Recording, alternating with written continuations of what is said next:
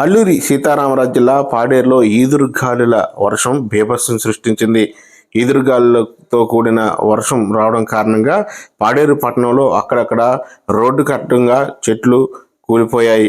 Paderu main road సుండ్రుపుట్టు వద్ద ప్రధాన రహదారికి ఇరువైపులా ఉన్న చెట్లు కొంతమేర కూలిపోవడంతో అక్కడ ఉన్న విద్యుత్ 11 kV వైర్లు కాస్త తెగిపడిపోయి విద్యుత్కి అంతరాయం ఏర్పడింది. అయితే భారీగా ఈదురుగాలు రావడంతో రోడ్డుకు పక్కనే ఉన్న సిల్వర్ ఓక్ చెట్లు రోడ్డుకు అడ్డంగా కూలిపోయాయి. ఈ ప్రమాదంలో చెట్టు వాహనాలపై కూలిపోవడంతో వాహనాలు అక్కడికక్కడే నుజ్జునుజ్జయ్యాయి. అయితే వర్షం పడే సమయంలో అక్కడ ఎవరూ లేని కారణంగా పెను ప్రమాదం తప్పింది.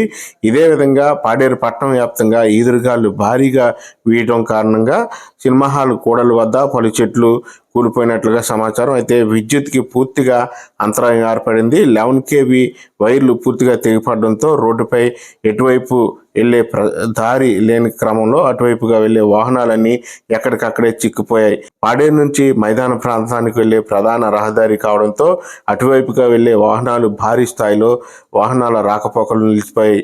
సంబంధిత శాఖల అధికారులు, అటు ఆర్ఎంబీ అధికారులు, ఇటు విద్యుత్ శాఖ అధికారులు చెట్లు కూలిపోయిన ప్రదేశానికి వెళ్ళి త్వరితగతిన వాటిని తొలగించే ప్రయత్నాలు కొనసాగిస్తున్నారు. అక్కడ ఉన్న వాహనాలు సైతం పూర్తిగా నుజ్జునుజ్జైన పరిస్థితి ఏర్పడింది.